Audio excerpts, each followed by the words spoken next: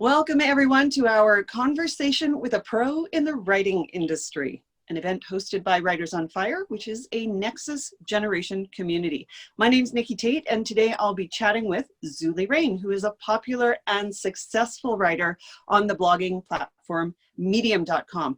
Zulie reads, writes, and helps others make money by writing about what they love on Medium. When she's not writing, she's with her cats, Astrid and Chumbo, and her tagline reads in her emails, "Your friendly local Medium expert." Zulie's openness about all aspects of her Medium experience provide many writers with the information, support, and guidance they need to optimize their reach and earnings on the platform. Welcome, Zulie. Thanks so much for joining us here today. Yeah, thanks for having me. And come on, Astrid. Well, she doesn't want to be on camera, but she is lurking around here somewhere to have joined us in this meeting today. So yeah, thanks for having me slash us. That would be great. She can make a cameo appearance at some point in the meeting. Yeah. Awesome. Yeah, she'll make herself known, I'm sure. All right, let's start by having you tell us just a little bit about your Medium journey. So how long have you been writing on the platform? Today is actually my 2-year anniversary. 2 years ago today, I published my first story on Medium, which was about my cats, true to form. And yeah, this came at a great time. I was doing some analysis on like how many stories I've published and how much money I've earned over the past 2 years. So yeah, I can't believe it's been 2 calendar years since I started writing. Wow. Well, since you have the numbers handy, how many stories have you published in the last couple of years? I have published 504 as of today. I've got 3 that are about to be published over the next couple of days. They're in drafts, but right now live on the platform, 504, which is just like, I can't believe I wrote that many either. Wow. In 2 years. That's amazing. That shows real dedication and discipline to be pumping them out like that. Well, so tell me, before we go on and dig a little deeper into those numbers, why did you choose Medium as a blogging platform as opposed to Wordpress or Blogger or some of the others that are out there? Yeah, great question. Honestly, it's because I tried WordPress. I tried a couple of other blogging websites. I'm sure there's like those free ones that are still existing somewhere today on the internet. But I found them really hard to use. I had to set up so much ahead of time before I could actually like start writing. Whereas on Medium, I could literally arrive, click new story and start typing away. And they did all the hard work of like actually hosting the platform. And I didn't have to worry about setting up ad revenue or anything like that. It was just words on a page, which really appealed to me because I'm not super technical when it comes to setting up websites. Okay, fair enough. So when you got started, did you have in mind that you were going to turn this into a source of revenue? No, not at all. I actually started because at the time, I actually have an Instagram account for my cats, Astrid and Chumbo, and I wanted to bolster that with a blog. So I would like write a blog post and post about it on Instagram because my ultimate dream at that point was to be like a stay-at-home cat mom blogger, right? I would just blog about my cats. But then I think one day I just wrote about something that wasn't my cats and it did really well. I was writing about writing, I think, and it performed really well. And that was like the first time that I realized not only could I make money writing, it didn't have to be about cats. I could write about anything that was interesting to me. Okay. Is that one of the appeals of the platform, the flexibility in terms of the content that you can put out? Yeah, for sure. That was the other thing that I didn't love about a lot of the more popular bloggers I saw on like WordPress and other blogging platforms. They all seem to have a very specific niche. Like some of them were only cooking or only travel or, only photography. And I like all those things, but I like a lot of other things too. And I didn't want to limit myself to having to write about just one. And yeah, on Medium, I saw people writing about a really wide variety of topics, all under the same platform, all under the same profile and doing really well. Okay. So when you look at your stories overall, you began in the cat realm and then branched out to many other subjects. You now cover lots of territory. 2 different questions. Which kinds of stories do you like to write the best? And then the second one, which may or may not be the same kind of stories, which ones do the best for you? The ones I like writing the best are typically the ones that I get inspired. I spend a lot of my time scrolling on Twitter, and sometimes I'll see a tweet and it gets me thinking, like it'll be a current event or just an odd thought that someone had, and it'll spark a story. And those are the ones I enjoy the most. They typically take me the least amount of time to write because it's just like I'm interested, I'm engaged, I'm doing a bunch of Googles on the side, and I love writing those. Those are just, it feels like I'm just asking a question and getting an answer for myself and just publishing it in case other people want to know. Sometimes those do really well. Like I wrote one recently about this TikTok video I saw doing the rounds on Twitter, and that actually got like 32,000 views, which was not very typical for me. It's an exception. That was really cool. But for the most part, the ones that do the best for me are sort of self-help listically type things, like 6 habits of X type of people, or 7 traits you see in financially responsible people. Like those types of listicles do perform the best. Okay. I do enjoy writing them, just not as much. Okay. And when you say perform the best, is that in terms of the volume of visitors or the revenue that you produce, or both? Yeah, so it tends to be both. Medium's, for anybody who doesn't know, Medium's payment model is based on reads. The more paying members who read your story, who spend a long time reading your story, the more money you earn. So typically I'll see certain types of stories do well and are shared widely on places like Google, Facebook, Twitter. Those don't give me as much money, even though they give me the views, because the people who read them aren't Medium members typically. Whereas the ones like the self-help listicles that go viral on Medium, those do really well, both in terms of views and financially, because almost everyone who reads them is a paying Medium member. So this is interesting. You've got this built-in membership of paid people. When they read your work, you get the benefits revenue-wise. So how important is it that you have your own specific to you audience also built up? Or can you just rely on the random Medium readers to fuel your success there? You don't need it, but it helps. So I have not seen a linear progression of like money I earn with the number of followers I have. I don't know, I can actually see if I'll share my screen in a minute. I've got a nice little graph where I plot this out. The number of followers doesn't correspond to how much money I earn that month. It all has to do with reads. So while having my own audience, like if I have 10,000 followers and a story isn't distributed internally by Medium, I don't put it in any publications, I don't share it anywhere, I can count on getting maybe 1 or 2% of my followers to read that, which is really tiny. But if it gets distributed, or I put it into a publication that has a different audience to the one I have, or somewhere on Facebook or Twitter it gets picked up, then I get a lot more views than, like, it goes beyond the number of people who follow me. Like I have, I don't know, maybe like 10 or 15,000 followers, and occasionally I'll get like 20, 30, 100,000 views on a story as it goes beyond my audience. I have noticed that the bigger my own personal audience gets, the more likely I am to go viral. So I'll hit a critical mass and it'll start being distributed more widely on Medium, but it's not a guarantee. It's just like one more factor that helps. Does that make sense? That totally makes sense. So you've mentioned a couple of things. We'll come back to publications in a minute, but you talked about distribution on Medium. How does that Medium algorithm work? What are the ways in which you can be distributed on the platform? Yeah, this is a good question. Nobody really knows the answer to it. I spent a lot of my time thinking about this, actually. So Medium has a concept they call curation. They curate in about 100 different topics like relationships, writing, marketing, like almost any topic you can think of, and they curate under that. And what that means is that when you publish a story on Medium, it automatically goes through this curation process. A real Medium human curator will read it and say, you know what, this is good. This is so good that I'm going to show it not just to the people who follow Zulie, but also people who have said that they're interested in this topic in the past, either by clicking on it or reading it or whatever.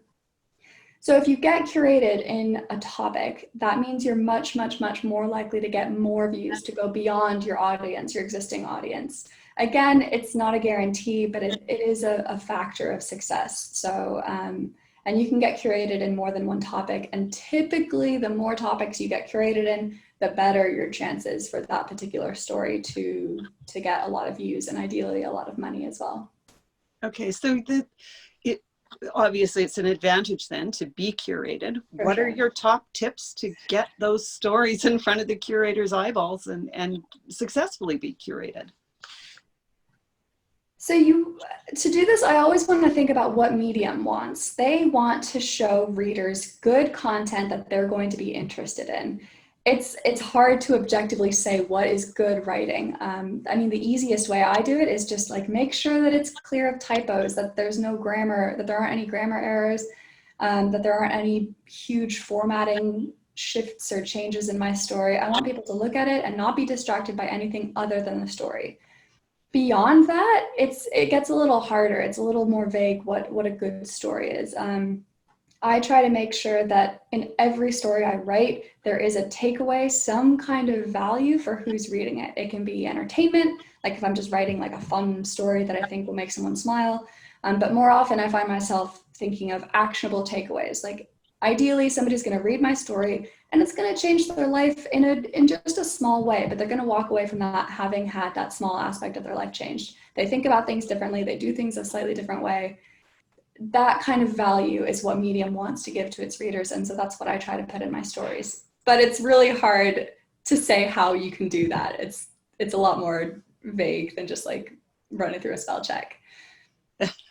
Fair enough. Anything you would stay away from that you know will not be curated by Medium? Yeah, so there are two things that I know Medium doesn't curate. One is anything about Medium. So a lot of people think you get on Medium and you see a lot of posts about Medium, which is really annoying because it's kind of like this self-fulfilling prophecy of people who get on Medium, see people posting on Medium, then they start writing about Medium, and that's what new readers see, et cetera, et cetera. Medium does not curate stuff about Medium. So if you write on Medium about Medium, you can guarantee it's not going to go very far. The other thing that they don't curate is clickbait. So this is actually one of the things I like most about Medium is that if you write 7 surprising tips to lose weight, it won't go far. It needs to be, you need to deliver on the promise of your headline. So if you say 7 surprising tips, they have to be 7 really, they got to really shock you. You can't just say shocking. It's got to be genuinely shocking.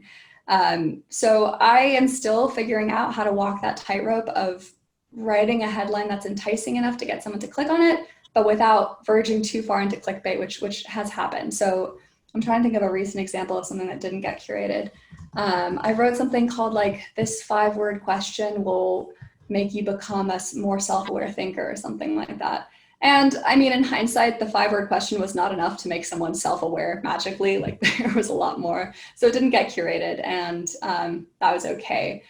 But a story that I wrote about like how I earned $60,000, even though it's almost clickbait, it's going to be enticing people to click on it. I showed exactly how I did that. So it was curated and it didn't count as clickbait. Okay. Does everyone follow? Does that kind of make sense? Yeah. Yes, definitely. It is a fine line indeed. How do you grab somebody's attention without being misleading or dishonest? So that, I guess, is what they are trying to discourage by not fueling the fire by curating those stories. Exactly. I suppose even if the story was quite good, if it had the wrong type of headline. Okay. Yeah. And yeah. I mean, I like that because it means that every time I go on Medium to read something, I know that when I click on, I know what I'm going to get just by looking at the title. I know I'm not being sold false promises, unlike pretty much everywhere else on the internet where the headline is just supposed to get eyeballs for ad revenue. Right. Okay. So we've talked a little bit about curation and about your audience and your own followers. What about some of the other, and you mentioned that reading, so the amount of time and the number of people that read the story are very important. What about other factors like claps and comments? Have you noticed, how important is that, the engagement with the story? The honest answer is I don't know. I personally don't notice a huge difference in claps or comments. It's a pretty linear relationship. If I get about, I don't know, 500 reads, I can almost guarantee that I've got 50 claps, like 1 clap per read roughly. And if that ratio goes higher, it's not like a magic bullet to get more views or anything like that. In terms of comments, again, I haven't noticed a particular relationship. It doesn't mean it doesn't exist. It's just not something I've experienced. Okay. What about publications? Let's circle back to that. Tell us quickly, what is a publication on Medium? What does that mean? Okay, so earlier when I was saying that as a writer on Medium, you don't have to limit yourself. You can write about everything. Publications are what happened when somebody said, well, what if I do want to have a collection of stories about X subject? And that publications are Medium's answer to that question. So any publication you see on Medium is going to be where any random person, not even owned by Medium, just any person, even I have a publication, have said, okay, I want to collect stories written by me, maybe written by other people to put into this publication, and I'm going to call it Zulie's publication or whatever. As a reader, you can choose to follow both writers and publications. And that means that as a writer, when you publish something into a publication, you are showing it not just to your followers, not just to a potential audience of curation followers, but also to this third audience of publication followers, people who follow the publication, but not you or anything else. So it's not a linear relationship. So as an example, the startup has like 500,000 followers, but if I publish in the startup, I'm not going to get 500,000 views. It's just another factor that goes into the consideration. I personally have noticed that it's much more important to make sure you get a good fit. So making sure that the story you publish into a publication is a good fit for that audience versus trying to get it into a big publication. So as an example, if I publish something into Better Marketing, which I think, actually I have no idea how many followers they have. I don't know, 30,000 about marketing. It's much, much better than if I publish it into the startup, which has 500,000, as I said, but it's not about marketing. Okay, so best just to really focus and fine tune your submission to the niche of the publication. Even if it's a small publication, yeah. Even if it's smaller. So that's interesting. The bigger numbers don't necessarily translate into more revenue, more views, more readers. Right. Yeah. Tell us a bit about the difference between the official Medium publications and those by because anyone can start a publication, as you said, but there are some kind of official Medium ones. So tell us a bit about those. Yeah, so I think of publications on Medium in kind of three brackets. The first is what Medium call their in-house editorial group. So if you go to your Medium homepage right now, you'll see at the top there's a little bar that says like home popular, but then Momentum, 1.0, Elemental, Gen, Zora, Forge, Human Parts, Marker. Those are Medium's in-house publications. They are owned by Medium. Medium employs people to manage those publications. Then there's a second bracket, and this is a little bit more nebulous because I think Medium makes them sign NDAs about like what their relationship entails. But there are certain publications, like, again, I'm speculating wildly here, but I think the sort of second tier ones like Better Marketing, PS I Love You, maybe The Ascent, that have a partnership with Medium. They're owned by people not employed by Medium, but they have some kind of relationship with the platform. So for example, if you go to the relationships tag, hang on, I can send the link, /topic/relationships.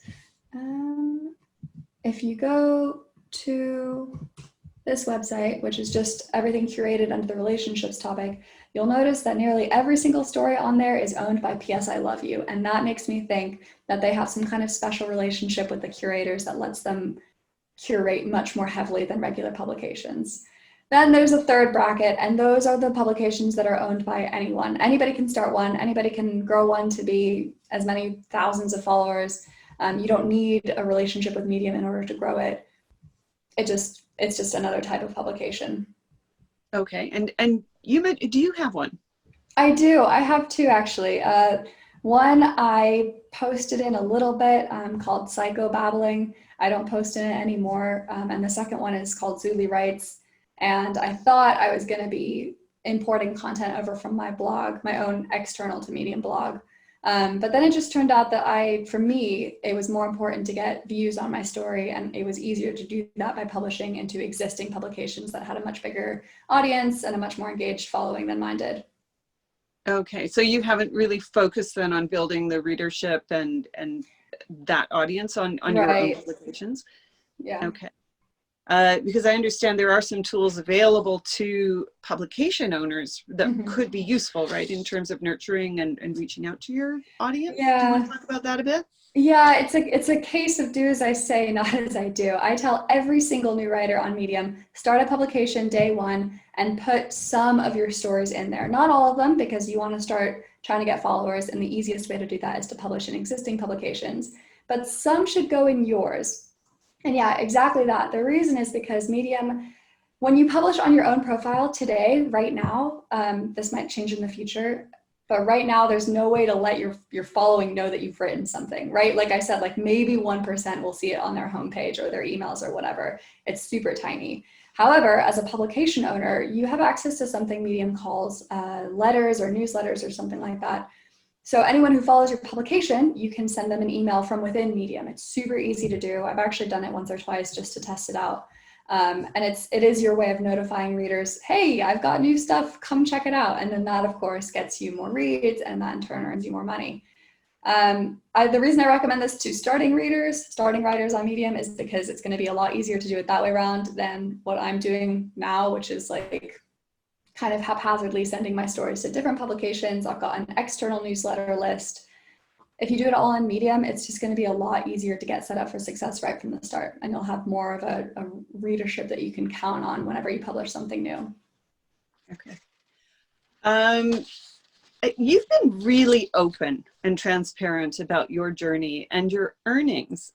Why did you choose to expose yourself like on that front, or share that level of detail with the world?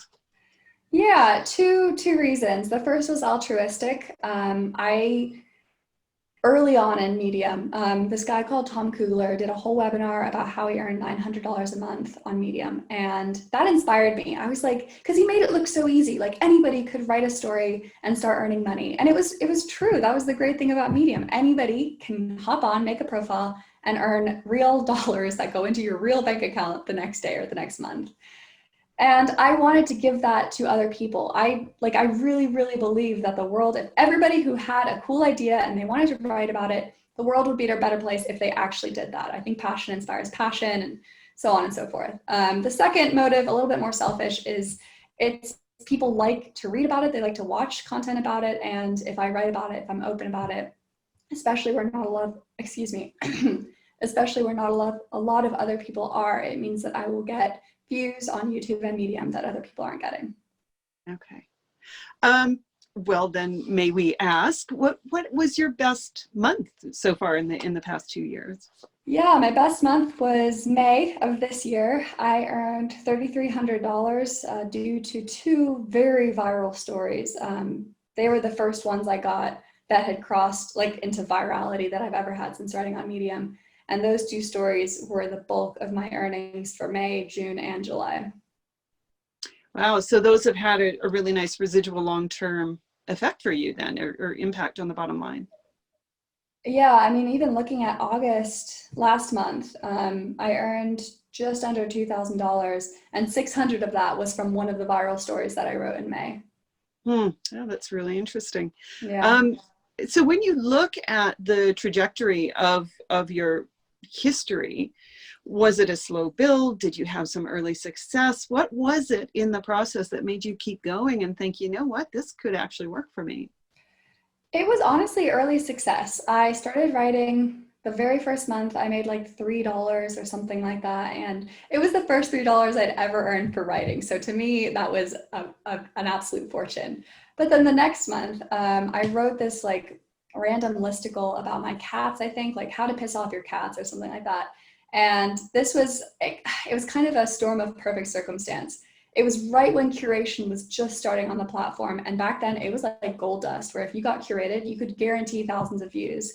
So this little 2-minute listicle I wrote about my cats, it ended up getting like 5,000 views in a couple of days, which meant I got a couple of $100 the second month I wrote on Medium. And that was when I saw like, wow, $500 in 1 month it's a lot of money. That was more than my rent back then. And so that second month was what made me feel like, yes, this is something I can and should invest in to make it long-term. Okay. And then since then, has it been a fairly steady increase, or have you had real ups and downs, or how consistent is that revenue once you kind of get rolling? Great question. And I'm actually going to share my visualization now, if that's okay. Excellent. Yes, perfect. Hopefully we can all right. do Let me know that. if you can see this little Yes. chart here. Yeah. Okay. So the blue bars is the number of stories I wrote that month, and then the green line is how much money I earned. So this was this second month was when I earned my first $500, and you can see I wrote a ton of stories, like 20. It skyrocketed when I realized how much money I could earn by stories. And then this climb was when I was realizing the more stories I write, the more money I earn.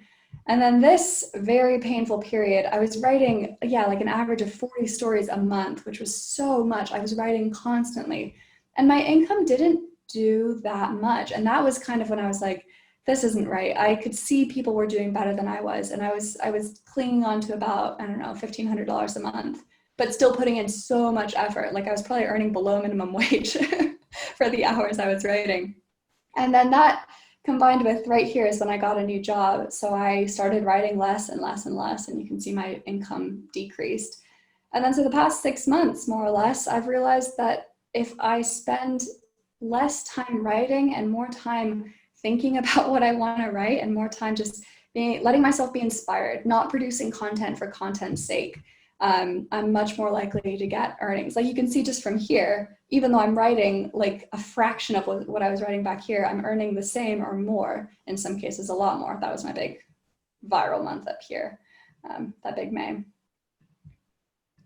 So yeah, it's been quite a journey. Now is when I'm seeing more of my rewards pay off, but it was hard the first year. It was tough. There was a lot of typing. Well, 40 stories a month, that is an impressive output for sure. What's your average number of stories now? How often do you publish at the moment? I aim for about 12 a month. Sometimes it's less, sometimes it's more.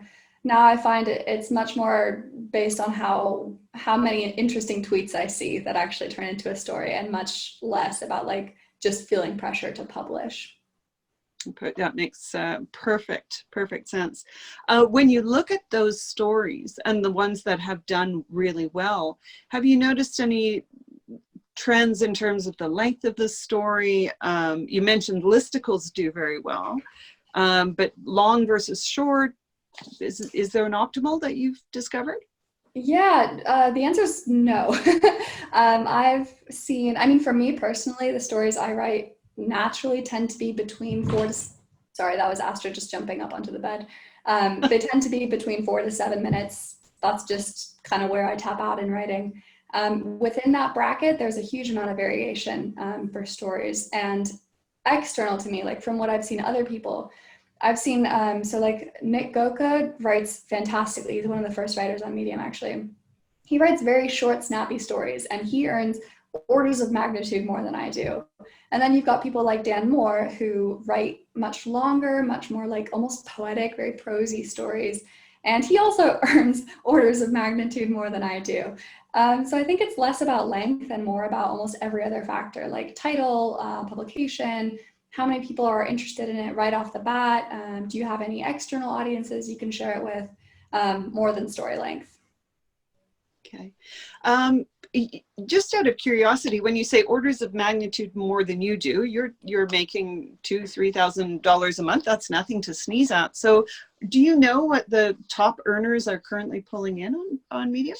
Yeah, so if you don't subscribe to Medium's like monthly newsletter for their creators, I recommend it, because every month they send out a little blurb that says how many people earned money altogether, how many people earned over $100, and then what the very top earning was. And in August, if you can believe it, the highest earning was $50,000 for the month of August.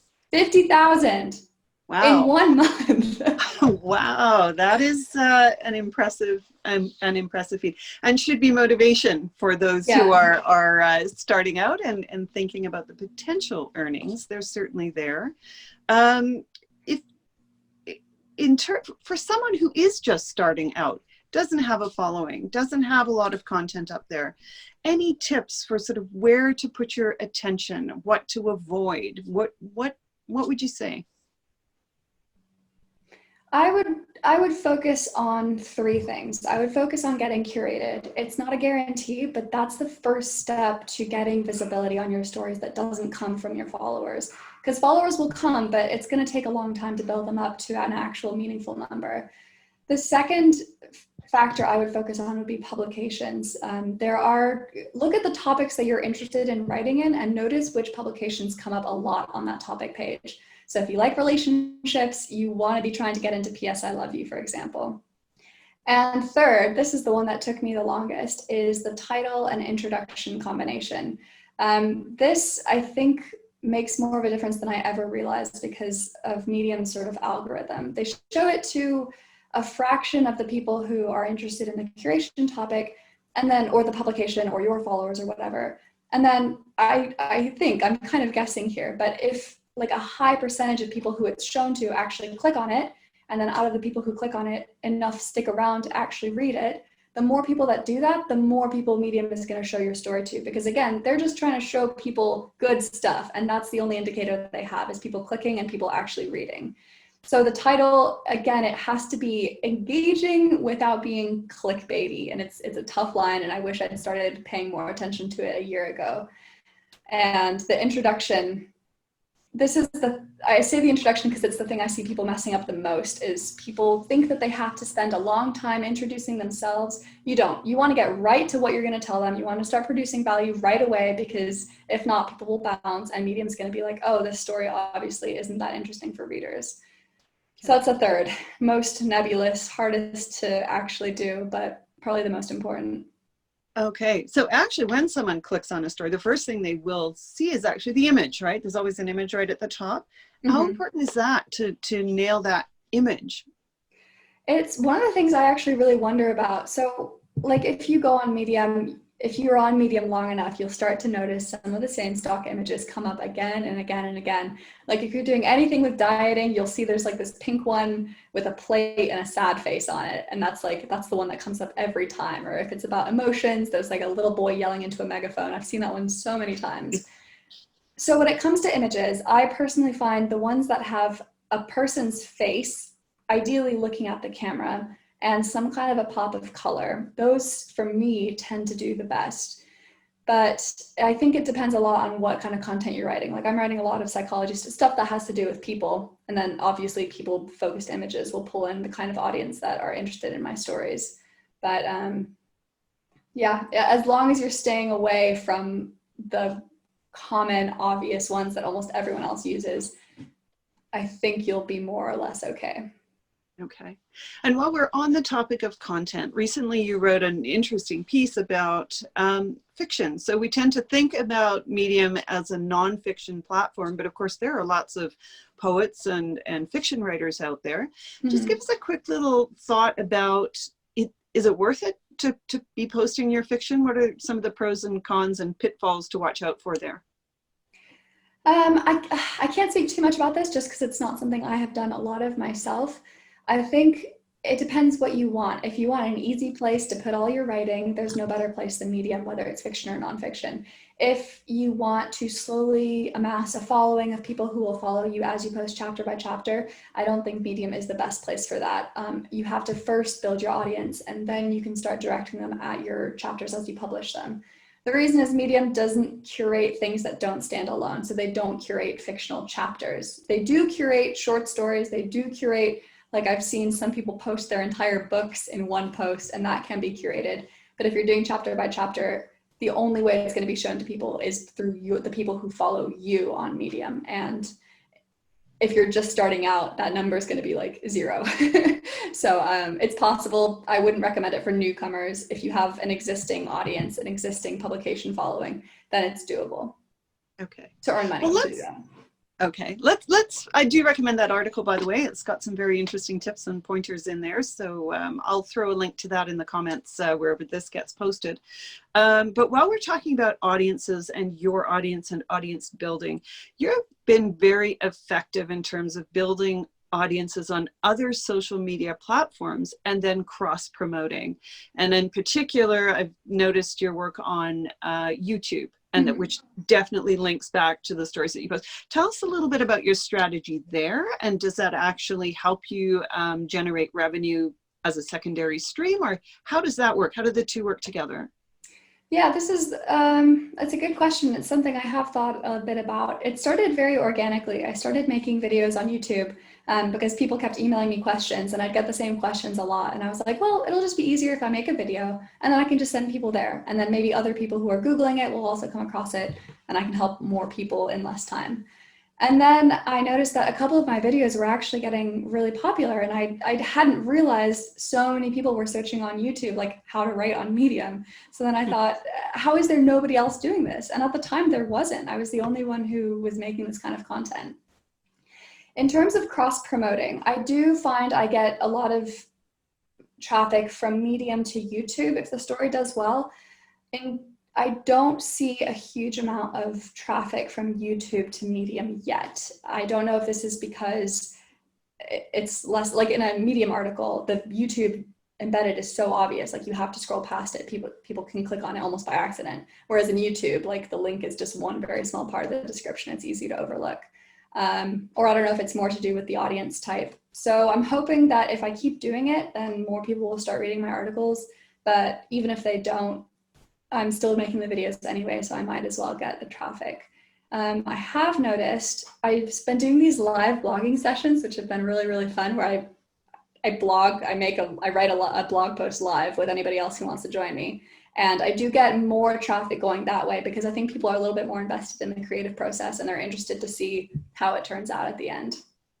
That makes sense. So what does that look like, a live blogging session? Do you read aloud as you go? Just tell us a bit about what one of those looks like. Yeah, so it's super nerve-wracking because normally when I first draft something out, it's full of typos and, you know, I'm not making much sense, and it takes a lot of cutting and pasting for it to turn into the fully polished blog post I ultimately show people. But I thought, you know, I don't want people to think it's like I just spit out perfect blog posts with zero effort. So I thought, why don't I just share my screen as I do it? And maybe other people can blog alongside and it can be fun. Yeah, live on YouTube, Mary. And then if they want to, they can do it. They can just watch me do it. So it's just, as I type, you can see a little picture of my face making weird faces as I try to figure out what word I should use next. And you can also see my screen like as I type. And I talk through my thought process, like why I think I should put this section here, why I want to do my conclusion at this point. I answer questions as they come up in the chat. That's probably the most fun for me because it feels like a real conversation between anybody who's watching me and me doing my little live blog post. And I've had really good luck, actually. The ones I do live blog posts, I was worried that it would take a dip in quality because I'd be like focused on two things at once. But every blog post I've written live has gotten at least 1,500 views and has earned, you know, plenty of money. And it's been curated and gotten into the publication I was aiming for. So yeah, it's really fun. So it's not been hurting you, and in fact, maybe building this audience and a connection with your audience. I have to say, that's impressive, and wow, good on you. That's a brave thing to do, to share your screen as you're actually producing work. That's amazing. And I'm going to find one of those. I haven't watched one of those yet, and put a link in here because that's pretty cool. So good on you for attempting that. It's kind of scary, but it is a lot of fun. Although sometimes people will like spot typos as I do them, and then I have to kind of shamefacedly go back and correct myself. But yeah, it comes with the territory. That's terrific. That's really great. Obviously, you're very open and willing to share your experience, and a wonderful way of putting your experience in such a way that's accessible and helpful to others. So do you offer coaching or additional workshops or resources for people who are trying to get going on the platform and really optimize their returns? Yeah, like I said, the reason I try to be as open and transparent as I can is because when I was starting out, people gave me so much help and assistance. I always got an answer to any question I asked, and it's got me to where I am today, and I want to help other people get to where I am today. And the more questions I answer, the better I can do that. So there are a couple of ways that I try to help people. First of all, if you email me, I try to answer every single email I get. If a video exists, I will point you to it. If it doesn't, I'll do my best to answer, and I'll add it to my list of videos to create. That's where I get the inspiration for most of my videos, actually, is I see what people are asking, and then I turn it into a video. I do have a Patreon as well, which I have a couple of different tiers. So I think like the $5 tier, people can just email me directly and I have a slightly faster response time. The $10 tier, I do office hours, which is a little bit like this. Once a month, I just show up on Zoom for half an hour and anybody who wants can pop in and ask questions. And the $50 tier is for coaching. So that's like an hour of my time, one-on-one, once a month, whether it's going over a story or talking broader medium strategy. And I am thinking about doing a course. I've seen a lot of, the reason I hesitated was because there are already so many medium courses out there. And I was like, can I really offer something that other people aren't giving? But enough people have been commenting on it and saying that they would like that it made me think maybe it's worth it. Excellent. For anybody who doesn't know, just give us a quick, what's Patreon? So Patreon is, it's kind of like a patronship page. You commit X number of money per month, and that gets you certain rewards from the creator that you're supporting. I think for a bit of backstory, I think the creators of Patreon were actually like a band on YouTube, and they really hated that they were producing this awesome content and the only money they got was from ad revenue. And that sort of was making them go down the path of like creating clickbait and just trying to get eyeballs on ads rather than eyeballs on the money that the content that they were making. So they made Patreon as a way for people to support artists directly for the content they make rather than for the ad revenue that they might generate. Kind of like Medium in a way. Well, there you go. A nice pairing there. So if we search for you, Zulie Rane, and that's R-A-N-E, on Patreon, we'll find you? Yeah, I can probably find a link for it. It might be easier. Great. If you could throw that in the chat as well as your YouTube channel, that would be awesome. Then everything's all together. Yeah, there's my Patreon and Patreon. I still don't know how to pronounce it. And here is my channel. Awesome. Thank you. So before we open it up for a few questions here, any final tips that you would like to share that we haven't already covered? I feel like I've given a pretty holistic view of what it's like to write on Medium. The one thing I would say that I probably haven't emphasized enough is that Medium changes a lot. Curation didn't exist 2 years ago. The big Medium publications didn't exist a year ago. They changed from fan-based revenue to, clap-based revenue to read-based revenue, maybe like, a year ago, I think, this time last year. Medium's going to change and people will come and they will go, and the people who are most successful aren't the ones who write the most. They're not the ones who have the most followers. They're just the people who stick around and learn to work through the changes. Every new season brings something different about Medium as they try to get closer to their mission, I guess, of showing the right content to the right reader who's going to enjoy it. And the more sort of agile you stay and the more willing you are to try to make these changes happen, the better you'll be. Excellent. Okay. All right. So for those of you who are here, if you would like to pop your question in the chat, is probably the easiest way to do this. Nikki, I forgot to ask, are you on Medium? I certainly am. I've been on there for ages and never done too much, actually. I think probably even longer than you, but not super active. And I keep thinking, I really need to be more active and more consistent. I've been a terribly streaky writer there and making a lot of mistakes, like doing a series of things and then not realizing, oh, that's never going to get curated. That was sort of a miscalculation. So we just had a question there pop up, which was, do you always submit to a publication? Almost always. I didn't used to, but then, about a year ago, Medium's mysterious algorithm changed and stuff in publications did much better than stuff out of publications. The only exception for this is if I'm writing about something super current. So this TikTok video I mentioned earlier, that was on Twitter. News has like a 24-hour cycle, and I didn't want to have to wait for a publication to accept it, schedule it, and publish it. So I just submitted that on my own blog without waiting. Okay, and did you put that into your own publication or just up on your profile? Just on my own profile. And then that one wound up doing very well for you, right? Yeah, it's the exception to the rule. That one ended up, I think actually, I said 30,000, but I think last time I checked, it was actually up to 40,000 views, which it's pretty special for me, especially because it was something I just saw, I was interested, and I just wrote something in like less than an hour, I think. Right. Wow. Yeah, that's pretty impressive. Very cool. Any other questions? Do you participate in Medium shares? Like in Facebook groups. So those are where you drop a link in the group, and then people are supposed to, click and follow and like and respond. Do you do anything like that? When I was just starting out on Medium, I did find those really, really useful just to start getting an audience of people, just starting getting people looking at my work. And I have friends from those early days that I still talk to today and still read their work, and they still read mine. As time went on, I found that it was a better use of my time to just focus on writing, on publications, on answering my own comments. And so today, I think it's been about 1.5 years since I really participated in those groups. Especially since the change. Before, you could get money from people clapping on your story. So there were these clap threads where you would post, and everybody who posted, they'd clap for everybody who posted above them. When Medium changed to read-based money rather than clap-based money, then a lot of people stopped posting in these share threads because it literally wasn't worth the money anymore. Okay.